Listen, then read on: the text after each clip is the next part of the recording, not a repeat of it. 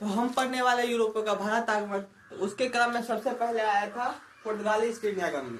बहुत सारे कंपनी भारत आए थे, जैसे कि पुर्तगाल हो गया, ब्रिटिश हो गया, डच हो गया और डेनिश हो गया। बहुत सारे कंपनी आए थे भारत। तो सबसे पहले पुर्तगाली ईस्ट इंडिया कंपनी भारत आए थे।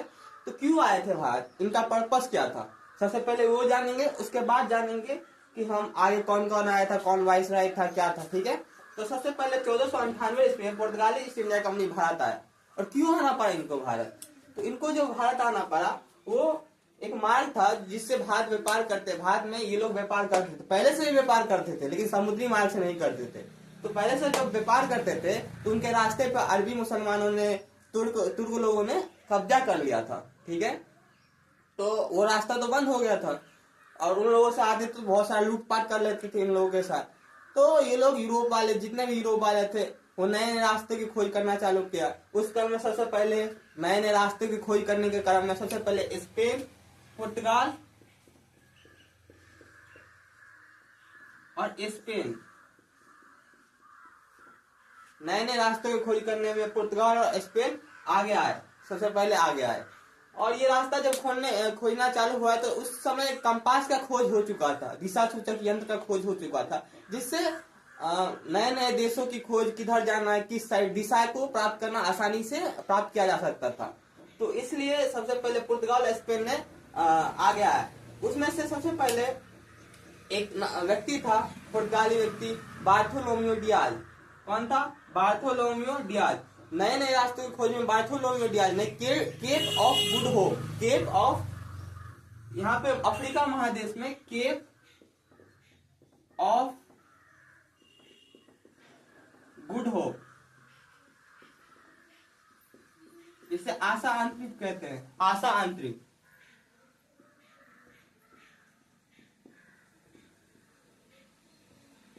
केप ऑफ गुड होप, आशा आंतरिक की खोज की अफ्रीका महादेश के नीचे साइड पड़ता है। मैप जब होगा तो हम दिखा देंगे या आप देख सकते हैं। तो उन्होंने इसकी खोज की। यहाँ तक का रास्ता तो खोज चुके थे, लेकिन आगे का रास्ता खोजने एक और स्पेनी यात्री आए थे, जो स्पेन के तो थे, यात्री थे, लेकिन मूल रूप से वो इटली के थे। उनका नाम था Christopher Columbus. Christopher Columbus Spain के यात्री थे। कहाँ के थे? स्पेन, स्पेन के यात्री थे, लेकिन मूल रूप से जहाँ के रहने वाले थे वो इटली के थे। ठीक है। तो कोलंबस कहाँ के थे? इटली के, लेकिन स्पेनिश यात्री थे। उन्होंने भी आगे की यात्रा, मतलब आगे खोजना चालू किया कि भारत के रास्ते की किधर से जाना है, किधर नहीं। तो भारत की रास्ता की खोज करने तो निकले, लेकिन वो अमेरिका, हाँ किसकी? अमेरिका, या बोला जाता वेस्ट इंडीज। ठीक है।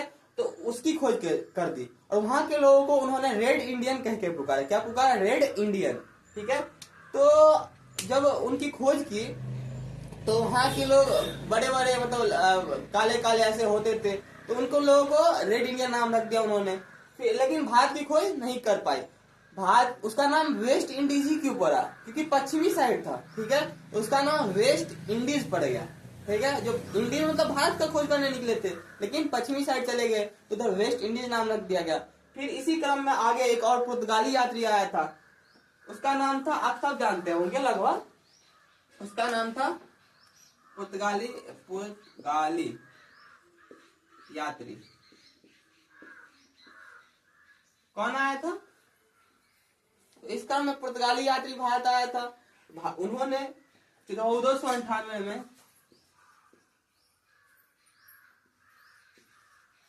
वास्को डी गामा, जो एक पुर्तगाली यात्री था, उन्होंने 1498 में ये जो केप ऑफ गुड होप की खोज हो चुकी थी, वहां से भारत की समुद्री मार्ग की खोज की। कैसे की? वहां पे केप ऑफ गुड होप के पास एक माना जाता है कि एक अब्दुल मजीद नाम के व्यापारी आए थे वहां पे। कौन थे? अब्दुल मजीद या मुनीद भी कहते हैं कहीं कहीं। अब्दुल मजीद नामक व्यापारी केप ऑफ गुड होप के पास व्यापार करने आए थे, जो भारत के थे, गुजरात के साइड के। तो उन्होंने ही वास्को डी गामा को भारत के रास्ते की कहां से रास्ता जाएगा उसकी खोज की, मतलब उनको ले जाने में मदद किया। ठीक है। रास्ता बताया। हाँ। तो फिर पुर्तगाली यात्री भारत आ चुके थे। पुर्तगाली यात्री जब भारत आ चुके थे तो उन्होंने यहाँ से वास्को डी गामा भारत से मसाले वहां पे सबसे पहले तो उनको स्वागत में जहाँ आए थे केरल के कोझिकोड या कालीकट बंदरगाह पे ये आए थे, ठीक है। तो उनका स्वागत जेमोरिन ने किया। जेमोरिन क्या होता है कि जहाँ केरल के राजा को जेमोरिन कहा जाता था, तो जेमोरिन ने उनका स्वागत किया। जब जेमोरिन ने उनका स्वागत किया तो उनको मसाले भी दिए, वहाँ मसाले ले गए और अपने देश पुर्तगाल वहां पे जब बेचा तो उनको 60 गुना मुनाफा हुआ। कितना? 60 गुना मुनाफा हुआ। 60 गुना, कितना? 60 गुना। जब उन्होंने मसालों को बेचा तो 60 गुना मुनाफा हुआ। कौन? वास्को डी गामा, ठीक है। तो फिर वास्को डी गामा कहा जाता है कि 3 बार टोटल भारत आए, 1498, फिर 1502 और 1524। और वास्को डी गामा की मृत्यु भी भारत में ही हुई मानी जाती है। तो ये हो गया पुर्तगाली यात्री जब भारत आ गए थे।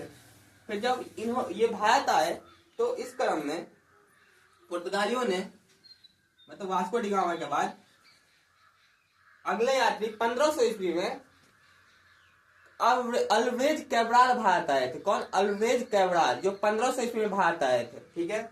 1500 कौन आए थे? अल्ब्रेज कैब्राल।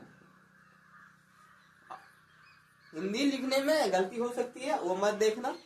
तो 1500 इसमें अल्ब्रेज कैब्राल भारत थे। किसके? वास्को डी गामा के बाद भारत आए थे अल्ब्रेज कैब्राल। 1500 ईस्वी में भारत आए थे।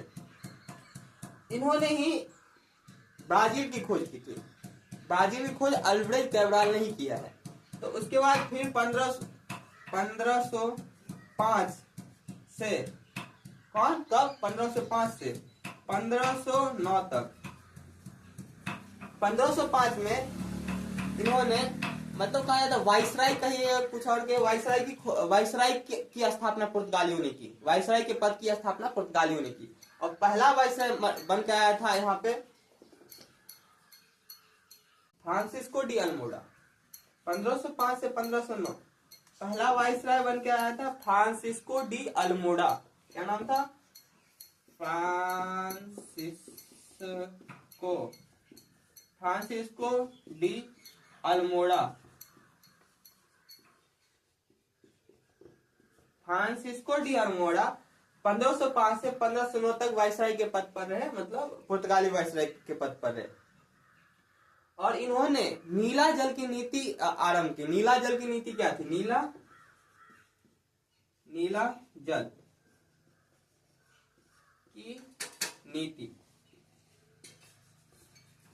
नीला जल की नीति क्या थी? समुद्र में ये जो जाते थे वहां पे कब्जा कर लिए थे। कौन? अल्ब्रेज कैब्राल। समुद्र जहां पे उन्होंने केरल के आसपास नीचे भारत के दक्षिण में वो जो महासागर है हिंद महासागर, उस पर कब्जा कर लिया था अल्ब्रेज कैब्राल ने और उनकी सेनाओं ने। तो वहां से जो कोई और देश जाता था तो उनका लूटपाट उनके साथ कोई करता था, ये लोग ही करते थे। तो उनको ये लोग बोलते थे कि आपके साथ लूटपाट नहीं होगा, हमको आप टैक्स दीजिए।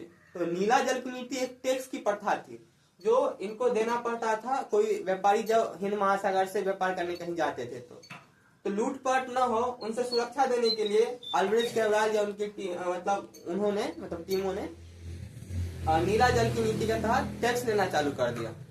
तो ये नीला जल की नीति थी। उसके बाद फिर एक इन्होंने युद्ध भी लड़ा है बहुत सारा। तो इनके युद्धों को पढ़ते हैं, कौन कौन सा युद्ध लड़ा। 1508 का चोल का युद्ध। 1508 का चोल का युद्ध गुजरात में हुआ था। गुजरात के शासक, मिस्र के शासक और तुर्की के शासक के द्वारा इनके साथ लड़ा गया था। कौन के साथ? अल्मोड़ा मिट गया, लिख देते हैं। अल्मोड़ा के साथ हुआ था। मिस्र तुर्क और गुजरात के शासक, मिस्र तुर्क और गुजरात के शासक के साथ युद्ध हुआ था फ्रांसिस्को डी अल्मोड़ा के साथ। तो इतने जब लोग भिड़ेंगे तो हारेगा, ये वास्तविकता है। और ये लोगों ने अभी तो आए ही हैं, तो इतना इनके पास सेना नहीं था उतना ताकतवर, तो हार गए इन लोगों से। फिर 1509 में हुआ था दीव का युद्ध। 1509 दीव का युद्ध हुआ था, और उसमें इन्हीं के साथ युद्ध हुआ था, और इसमें फ्रांसिस्को डी अल्मोड़ा जीत गए थे। कब हुआ था? 1509 में दीव का युद्ध, जो जीत गए थे। फ्रांसिस्को अल्मोड़ा क्या होते? जीत गए थे। ठीक है, तो ये हो गया। फिर इसके बाद अगला वाइसराय आया था। ठीक है, फ्रांसिस्को डी अल्मोड़ा के बाद अगला वाइसराय आया था। तो अगला वाइसराय जब आया था वो 1509 से 1515 तक भारत में रहा। उसका नाम था अल्बुकर्क। क्या नाम था? अल्बुकर्क। तो अगला वाइसराय मिलके बन के आया अल्बुकर्क, जो 1509 से 1515 तक भारत में रहा। वाइसराय के पद पे रहा, पुर्तगाली वाइसराय के पद पे रहा। तो इन्होंने भारत जब आया तो सबसे पहले नीला जल की नीति को समाप्त किया। ब्लू वाटर पॉलिसी, नीला जल की नीति को इन्होंने समाप्त कर दिया। तो नीला जल की नीति को, जल की नीति समाप्त कर दिया। नीला जल की नीति को इन्होंने समाप्त कर दिया। अब अल्बुकर्क ने अपना नया नया चीज मतलब लाना चालू किया। जैसे कि इन्होंने कहा कि हिंदू महिलाओं के साथ या भारतीय महिलाओं के साथ शादी करें पुर्तगाल के लोग। इन्होंने कहा कि हिंदू या भारतीय महिलाओं के साथ, हिंदू नहीं मतलब भारतीय महिलाओं के साथ पुर्तगाल के लोग शादी करना चालू कर दें। तो ये कर दिए। उसके बाद इन्होंने 1510 ईस्वी में 1510 ईस्वी में गोवा पर अधिकार कर लिया, कब्जा कर लिया। गोवा पर अधिकार कर लिया, मतलब गोवा को जीत लिया। ठीक है, तो 1510 ईस्वी में इन्होंने गोवा को जीत लिया। और इन्होंने एक और काम किया आगे जाके। इन्होंने नीला जल की नीति को समाप्त किया, शादी करने के लिए बोला। 1510 में गोवा पर अधिकार कर लिया। ठीक है, इन्होंने कहा जाता है कि राजा राम मोहन राय के पूर्वगामी के रूप में इनको माना जाता है। राजा राम मोहन राय कौन थे? उन्होंने सती प्रथा का अंत करवाया था विलियम बेंटिक के साथ मिलकर। तो अल्बुकर्क भी उस इलाके में जहां पे पुर्तगालियों का शासन था, वहां पे अल्बुकर्क ने इसका अंत किया था, मतलब सती प्रथा का अंत कर दिया था। तो अल्बुकर्क ने सती प्रथा का पुर्तगालियों के क्षेत्र में अंत करवाया था। इसके लिए भी इनको जाना जाता है। ठीक है, तो फिर अल्बुकर्क हो गया। आगे जाके नीनो डी कुन्हा एक और वाइसराय आया। बहुत सारे वाइसराय कम में आते रहे। नीनो डी कुन्हा नाम था।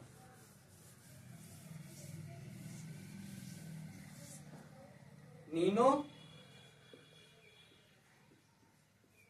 डी कुन्हा।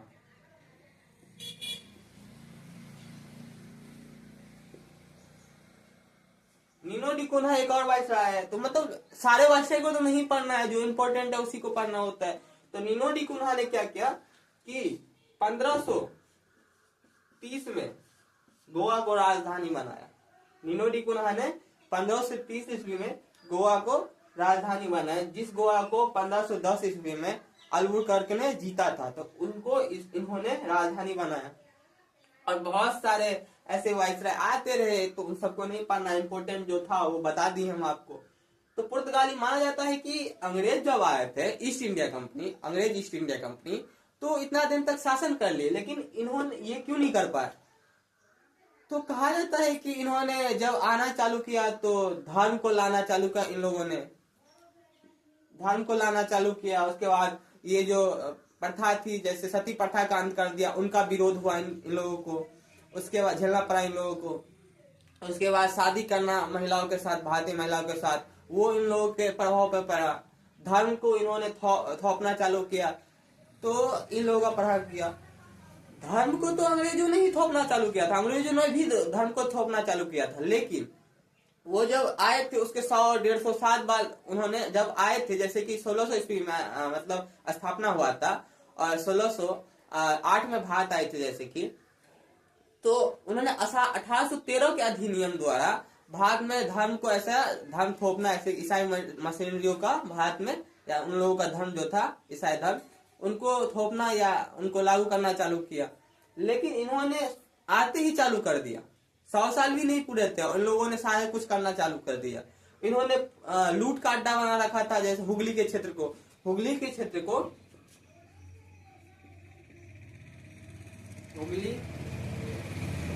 में लूट का अड्डा बना रखा था। इसलिए 1632 ईस्वी में, तब 1632 ईस्वी में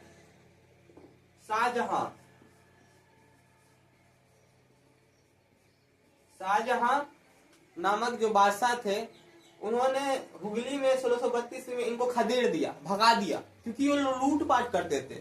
तो ये सब कारण जो था इन लोगों का मतलब डूबने का कारण बटा, या उतना फेमस होने का नहीं कारण बना।